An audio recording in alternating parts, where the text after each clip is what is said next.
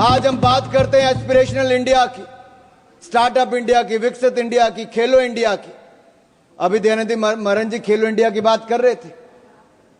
वो अपने राज्य के खेल मंत्री की बात तो की, ये नहीं बताया कि मोदी जी ने खेलो इंडिया दिया था और तमिलनाडु में कराने का निर्णय हमने लिया था। उस समय मैं ही खेल मंत्री था, मोदी जी ने लिया था। And let me say this to each and everyone, aspirational India will not sit until we make India विकसित। और ये विकसित भारत हम बनाकर रहेंगे। हमारी एक नहीं अनेक योजनाएं उसी दिशा में है। कांग्रेस के समय जब बजट था तो एक फैमिली के वेलफेयर के लिए था। आज मोदी सरकार का बजट नेशनल वेलफेयर के लिए, नेशनल वेलफेयर के लिए। इनके लिए परिवार प्राथमिकता थी, हमारे लिए देश प्राथमिकता है। और इसीलिए आज लगातार हम लोग आगे बढ़ रहे हैं। मुझे पता है आप लोग मिडिल क्लास के नाम पे, आपके चेहरे पे दर्द क्यों दिखा। ये दर्द जो झलका है ना साहब इनका, इनके लिए मिडिल क्लास के वर्ग, टैक्स पेयर, इनकी तिजोरी भरने वाला था। टैक्स तो मिडिल क्लास देता था, घोटालों में कांग्रेसी पैसा खा जाते थे, एक के बाद दूसरा स्कैम करके दिखाते थे। इन लोगों के लिए मिडिल क्लास इनकी तिजोरी भरने वाला है। हमारे लिए मोदी जी के लिए मिडिल क्लास ग्रोथ पार्टनर है, देश के विकास का भागीदार है। इनके समय टैक्स टेररिज्म था, टैक्स कलेक्शन, उस पर प्रेशर बनाया जाता था। हमारे समय टैक्स में राहत दी जाती है और साथ ही साथ टैक्स कलेक्शन बढ़ाकर भी दिया जाता है। One nation one tax, GST लाने का किसी में दम था तो प्रधानमंत्री नरेंद्र मोदी जी लेकर आए।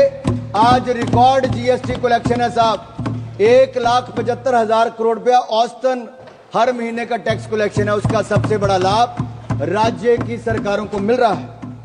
और यह बजट केवल जीडीपी का आंकड़ा नहीं, या मैं कहूं जीडीपी का नहीं, जो ग्रॉस डोमेस्टिक प्रोडक्ट आप कहते हैं वो नहीं, ये जीडीपी हमारे लिए है गरीब, देशभक्ति और प्रगति।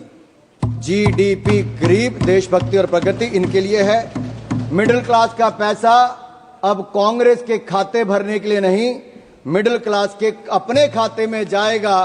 क्योंकि मिडिल क्लास के भाई और बहनों, अब आपको 12 लाख तक कोई टैक्स नहीं देना पड़ेगा, आपको टैक्स मुक्त कर दिया जाएगा। राहुल जी जीरो चेक कर लीजिए, 1 जीरो और भी है। अच्छा सुप्रिया जी नहीं दिखाता, चलो सुप्रिया जी ने कहा मैं नहीं दिखाता। ये कांग्रेस की सीटों की बात नहीं है, मैंने छोड़ दिया सुप्रिया जी।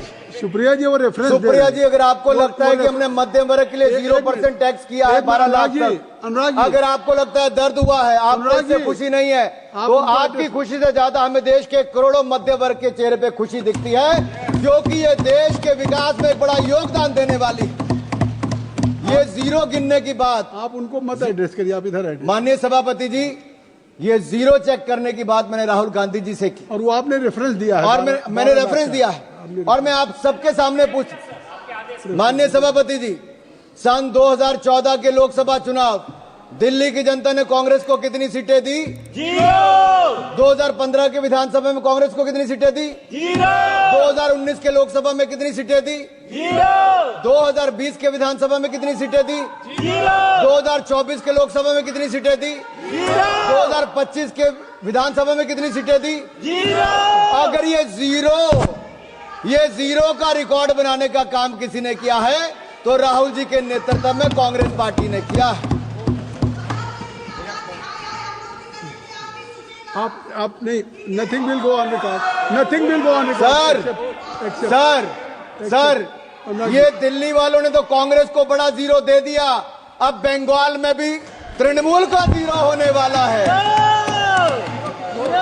Kindly address to the chair, nothing will go on the record except Anurag Thakur ji. Please you address. Sir, मैं मध्य वर्ग पर टैक्स की बात कर रहा था। सर, मेरा तो उस समय जन्म भी नहीं हुआ था, लेकिन 28 फरवरी 1970, सर मैं जून 1975 की बात नहीं कर रहा जब इंदिरा जी ने इमरजेंसी लगाई थी। मैं 28 फरवरी 1970 की बात करता हूं, जब इंदिरा गांधी जी ने बड़ी निर्ममता के साथ इस देश के सामने मिडिल क्लास पर टैक्स लगाने की घोषणा की थी। और मैं एक टेप लाया हूं, मैं सुना दूं आपके सामने। इंदिरा जी का भाषण सुनाऊं थोड़ा सा? क्या कहा? नहीं, जमा कर दीजिए।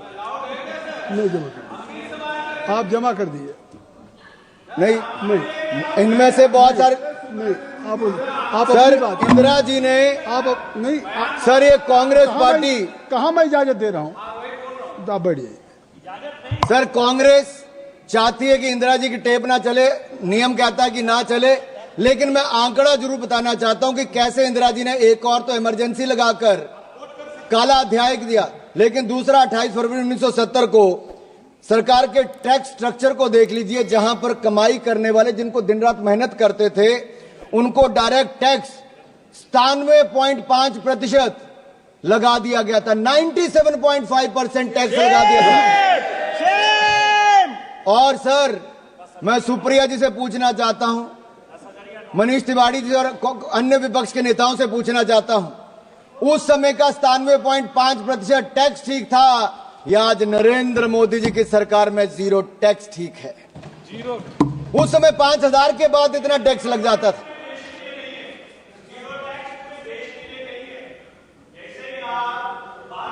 रिकॉर्ड में नहीं जा रही।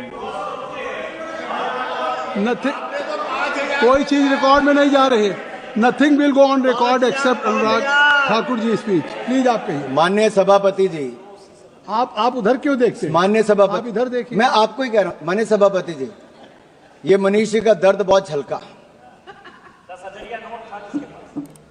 क्योंकि इनकी आमदन 12 लाख से ज्यादा हो सकती है, मैं उस पर टिप्पणी नहीं करूंगा, लेकिन जो करोड़ों लोगों की 12 लाख तक की आमदन है, मैं पूरी जिम्मेदारी के साथ कहता हूं 12 लाख तक कोई टैक्स नहीं देना पड़ेगा, जीरो टैक्स है।